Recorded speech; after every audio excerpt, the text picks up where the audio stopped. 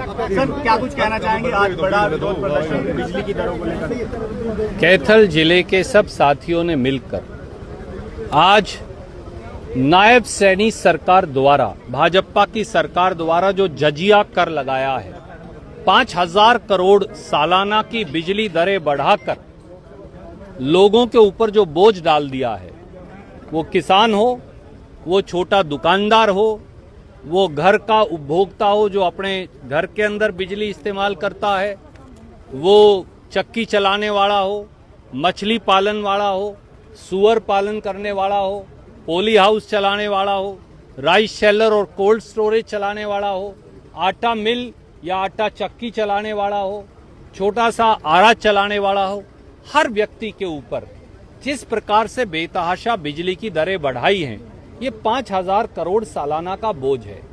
इससे पहले भी 16 जनवरी को 2025 को 67 पैसे प्रति यूनिट FSA फ्यूल सरचार्ज के नाम से बढ़ाए थे।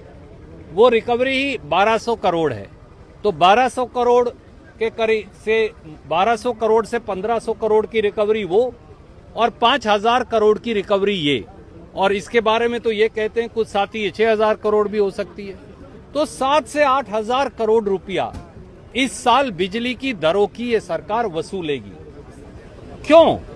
आम जनमानस ये बिल कैसे दे पाएगा?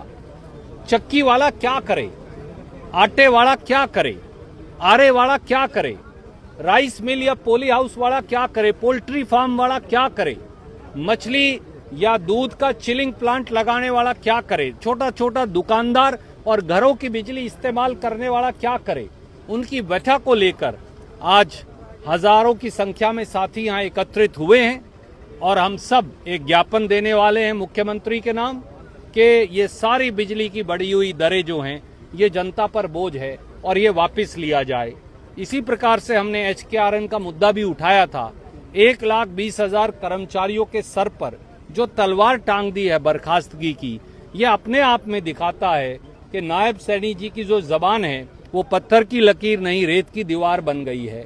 इसलिए इन सब मुद्दों पर अब हम ज्ञापन देने जाएंगे। सर, देश का पैसा लेकर जो भगोड़े भागे उनको तो वापस ला नहीं पाए, जनता पर करोड़ों रुपए जो है पैसा लेकर वसूलना चाहते हैं। अकेले अगर नीरव मोदी के पैसे अगर नायब सैनी जी, नरेंद्र मोदी जी, मनोहर लाल खट्टर जी वापस ले आए तो वही 15,000 करोड़ है, कई प्रांतों की बिजली के बिल के बराबर है। अकेले अगर जो दूसरे भगोड़े हैं वो संदेशरा ब्रदर्स हों या दूसरे हों, हिंदुस्तान में 16 लाख करोड़ का उद्योगपतियों का कर्जा माफ कर दिया, पर किसान जो है वो 27 रुपया कमाता है, मजदूर जो है वो गरीबी में पिट रहा है। हिंदुस्तान का 7 लाख करोड़ रुपया लेकर लोग भाग गए, पर ये आम जनमानस पर 5-5 हजार करोड़ का बोझ डाल रहे हैं। ये बिल्कुल सरासर गलत है, अन्याय है। इस तरह के आप मुद्दे उठाते हो, उसको लेकर ट्वीट भी करते हो, लेकिन मुख्यमंत्री आपके ट्वीट की हंसी उड़ाते हैं, कहते हैं कि ट्वीट में मास्टरी की है। देखिए, मुख्यमंत्री जी जो हैं को मैं एक ही अनुरोध करूंगा, हमारा राजनीतिक विरोध हो सकता है पर मुख्यमंत्री जो हैं वो मजाकिया का रोल नहीं निभा सकते। हर आदमी का मजाक उड़ाने से या मस्खरा बनने से या चुटकुले सुनाने से हरियाणा की समस्याओं का हल नहीं होगा। मेरा काम है हरियाणा की जनता की समस्याएं उठाना, और उसके लिए वो कुछ कहें हम वो भुगतेंगे। आपको मैं स्वतंत्रता आंदोलन में जब अंग्रेज स्वतंत्रता सेनानियों को कहते थे, मैं वो 2 लाइन सुनाना चाहूंगा। और वो कहा करते थे हमारे स्वतंत्रता सेनानी भाई कि हमारे पागल दिमागों में भरे अमृत के लच्छे हैं, हमें पागल ही रहने दो, हम पागल ही अच्छे हैं। जब जनता पिट रही है, जब जनता लुट रही है, तो केवल हम लोगों को गालियां देकर, रणदीप को गालियां देकर नायब सैनी जी जनता की पीड़ा को नहीं मिटा सकते।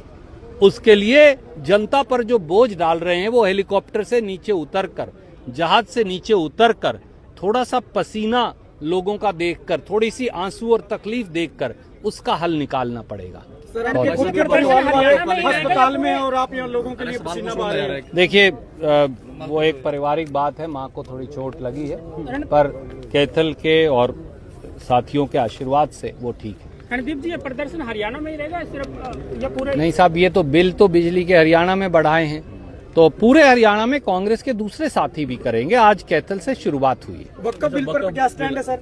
वो कोई नहीं, ऐसा है आदरणीय साथी, आज रामनवमी का पवित्र दिन है और राम तो त्याग की प्रतिमूर्ति हैं, करुणा की, प्रेम की, सद्भाव की। राम के नाम से तो लोगों की जिंदगी पार हो जाती है। पर इस देश में जो ये वक्फ का कानून लेकर आए हैं, ये इस देश में ताकि बिजली बिलों पर सवाल ना उठे, रोजगार रोटी पर सवाल ना उठे, महंगाई पर सवाल ना उठे, इस देश को हिंदू मुसलमान के फसाद में फंसा कर रखो। हरियाणा में जैसे जात पात के फसाद में हरियाणा को फंसा कर रखते हैं, तो बाकी बात की समझ ही ना आए। यही वक्फ बिल का लक्ष्य भी है। आरएसएस के एक नेता ने कल एक बात कही, कांग्रेस पे नाम लेकर टिप्पणी करी कि कांग्रेस सत्ता के लिए देश का फिर से विभाजन कर सकती है। देखिए आदरणीय साथी, स्वतंत्रता संग्राम के साथ कौन खड़ा था? कांग्रेस। स्वतंत्रता संग्राम की, अंग्रेज से अधीनता की, स्वाधीनता की तरफ ले जाने की लड़ाई किसने लड़ी? कांग्रेस। और अंग्रेज का पिट्ठू कौन था? वो जनसंघ और इन सारे संगठनों के लोग। महात्मा गांधी के अंग्रेज भारत छोड़ो आंदोलन का विरोध किसने किया था? इन्हीं लोगों ने किया था। ये लोग वो हैं जो तब भी अंग्रेज के पिट्ठू थे और आज खुद अंग्रेज की खाल पहने हुए हैं, और वो तब भी लोगों का शोषण करवाते थे, आज भी करवा रहे हैं। रणदीप जी, आपने टोल की लूट को लेकर बात कही थी और अब खुद भाजपा के सांसद ने ही पत्र लिखा है नितिन गडकरी को कि जो टोल है ये पेहवा वाला, ये कहीं ना कहीं 60 किलोमीटर के दायरे को जो है वो मैंने तो शुरू से ये कहा है, परंतु भाजपा के लोगों ने साहस दिखाया, ये अच्छी बात है। पर उनको केवल पत्र लिखने से काम नहीं चलेगा, जाकर धरना लगाना चाहिए नायब सैनी जी, नितिन गडकरी जी और मोदी जी के बाहर, तब काम चलेगा। नमस्कार जी।